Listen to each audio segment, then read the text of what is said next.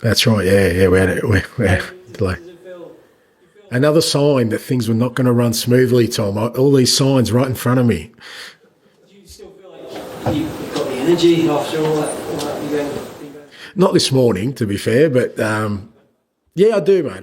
I still love it. I still love the challenge of it. I get, I'm under the pump, and I've been under the pump for a while now, but like I said, it feels like it hasn't been smooth sailing from the moment I've started, but I still love it. I still love the challenge of it. I still love the unknowns of it, and the possibilities of it. I keep saying I'm still really optimistic and bullish about what we're doing and where we're heading. Obviously, that's not sort of reflected in some of our sort of objectives so far, but I still will feel really excited about sort of what's ahead. Feeling bullish. I don't know if you saw Decky's press conference the other day, but he was very bullish about yourself and the way that was going under your stewardship. I mean, having a senior player like that speaking that way must be good to hear. But when you look at the league table and the form, how do you stop players from getting disheartened or questioning? Well, I don't think disheartened, and I think Decky's probably a good example. He's as disappointed as anyone, and really wants to sort of not accept the position we're in, and believes we can be better, and I think that's important. I've never felt like the players are saying, "Oh well, we're just on a bad run, or we've got injuries," or they're genuinely disappointed with the way we're going in the league, as am I, and we can't accept it. It isn't good enough, and I've said all along my role in that is to try and make sure that I try and support the players and everyone to steer us out of the predicament we find ourselves in.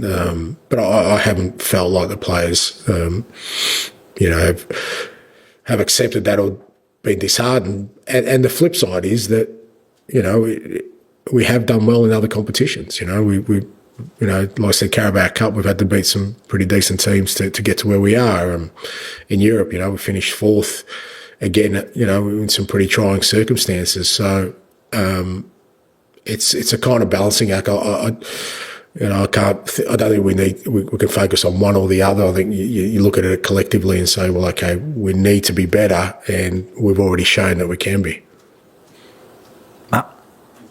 Can I ask you about Vicario specifically? When he might be back, he seems to be ahead of schedule. Yeah, fair to say that. Look, he's training now with Birchie and the keepers, so that's the first good sign. He'll just come down now to when he feels really comfortable.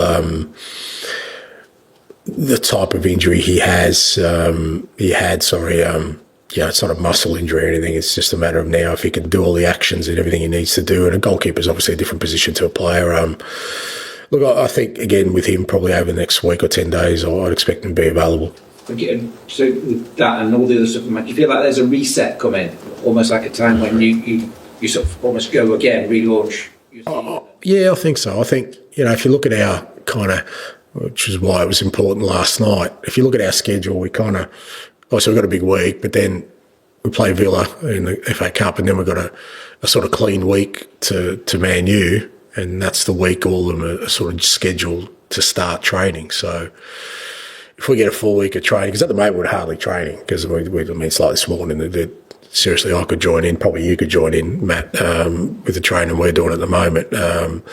And having a full week of training with those guys being available leading into the Man United game, I think it's a little bit of a sort of a point for us to then sort of relaunch our sort of campaign, particularly sort of in the league. But then, the real big games of consequences in the Cups also are coming around as well. Tom. Sorry about that, mate. And a few players who've come here have spoken about how sort of influential you were when you spoke to them. Is it hard right now to persuade players to join the Spurs, given the league position and the injury and that challenge? It depends. It depends on sort of, what the players are looking for. I think you can look at it two ways. You can look at it, okay, the league form's not great, but there's some pretty big possibilities to have success here in the last sort of 3-4 months. And it's still a big club. It's still, a club that can challenge for honours. And it's whether you see, the player sees the potential that, we see right now, or certainly I see. But I've often said that if it's too much of a sort of hard sell, it's probably not the right one for us. I mean, just in terms of, you've said a few times how there's, the future of the academy players and the young players in the team means that, in 3 or 4 years, it'll be a really good squad here. But is there a kind of a balancing act here where the team obviously needs players now, more senior players now who are ready to deliver over the next 2 or 3 months? Yeah, again, it's about a balancing act of kind of where we're at and what we need right now, but still not sort of veering away from. We're still in the building process of a team and a squad. I mean, it's the reason we signed Dom at the start of the year. We felt we needed some experience. If you look at the guys who are out, certainly getting Matters and Vicario and Romero back will help in that sort of seniority. So yeah, it's always a balancing act of what we need right now, but never losing sight of what we're trying to build. And that a lot of that depends on sort of the development of the young players too. If they develop really quickly, you don't want to sort of close that door for them too. So if Archie and Lucas are all of a sudden really becoming top players, I wouldn't want to block their pathway into becoming really important players for us. So yeah, it's the kind of thing you kind of judge as you go along. Dave? Similar sort of themes, Ange, but how do you balance this kind of imminent reset with all the cavalry kind of arriving with these last few days of the window? It just feels like you don't want to make a signing for the sake of it to sort of shut people up. Yeah, and you do. You need a bit of discipline there. The one thing I don't want to do is bring somebody in who, is just going to be another body. I just don't think that serves any purpose, knowing, what we've got coming in. But, that aside, there's definitely a need for us, has been a need, and that's what we've been looking for a player or two to help us with what's ahead. But they have to be the right types and fit in with what we're doing. And I guess that's the tricky bit. Plenty of players available, but are they going to be the right ones is the question for us. I also want to ask you ahead of another big away game, just how you feel about these Daniel leaving out chants, which have been we've all heard them, they're a real feature of matches at the moment. Do you feel responsible, sad, and also do you think they're a problem, to put it bluntly?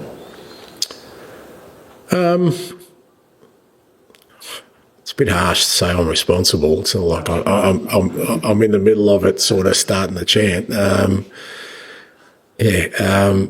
Look, I said last week, I've always felt that, when you're trying to build something successful, you need to be united in that. And again, I think I said last week, I've probably failed in trying to sort of unify the club in that way. And part of that is just because of the sort of form we're in the league, which kind of allows people's minds to go away from, what's the here and now. I thought the crowd was good last night. I think they kind of understood we had a young squad out there, and I think they got genuinely excited, towards the end of the game, seeing the young boys, and I think that's what we're trying to tap into, because we're going to need the support in this sort of last phase of the season to hopefully create something special. But I've often said I can't sit here and dictate people what they should or shouldn't do. My role is to try and hopefully create an environment where, like I said, we're unified, and we have to be unified if we're going to. Particularly when you go through tough times, the last thing you want is, kind of splintering in sort of our mindset and focus. Done. On that, Ange, Daniel's been chairman here for 24 years. There's a lot of water under the bridge with supporters, I guess. You say you failed. I mean, do you feel like that can't happen with with the current dynamic that seems Daniel is still, were you still hopeful that could change? No, it's not that it can't happen. It just makes it more difficult because, like I said, you want, and like I said before, it's not an unusual situation for me. I've faced it before at other clubs. But usually when you get things right on the field, that kind of gets everyone sort of aligned again and focused on what's important. I think even for the supporters themselves, I think they'd much rather just come to the game and cheer their side on, and feel good about their football team. Obviously they don't at the moment because of our, our form and sort of our league position, which is kind of understandable. And I think when that happens, if that happens at any club, there's going to be some sort of dissension there. But again, all I can do is try and my utmost to try and, again, get the team back on track in the league and hopefully, give our supporters, again, that sort of priority of just enjoying their football team. You'll be aware, I think, that there's a perception among supporters, rightly or wrongly, that Daniel doesn't back his managers and that he's not prepared to kind of go the extra mile for them, and that this slow January so far has kind of fed into that perception. I know you're not always across transfers, and I'm probably asking the same question in a different way, but from what you've seen, is that fair, that perception? Again, perceptions and what I deal with is reality, and I've kind of said from the start of the window, we're obviously really short. We're looking to try and help this group of players, and the club is doing all it can to try and rectify that. Now, I can't sort of try and delve too deeply into that because, again, I'd be sort of,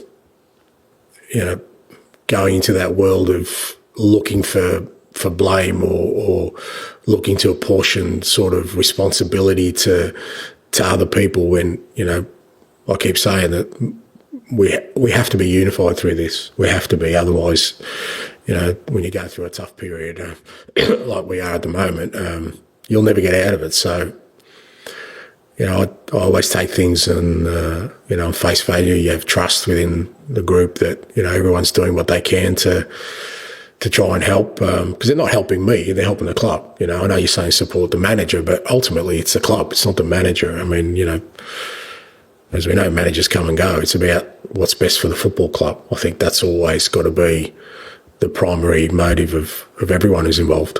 Is it hard to just kind of stop yourself getting frustrated though, kind of being outside that process and wanting help? Yeah, look, it just depends. Like I said, at different clubs it's been different. Other clubs I've been more involved in that side of it, but other clubs, tend to do these things on their own. I think I've always tried to, again, stay disciplined in not getting frustrated by things that are out of my control. All I can do is, like I said, have faith and trust in the people who are in charge of those areas, and my responsibility lies in the things I can control. And right now, it's there's obviously 3 days left in the window.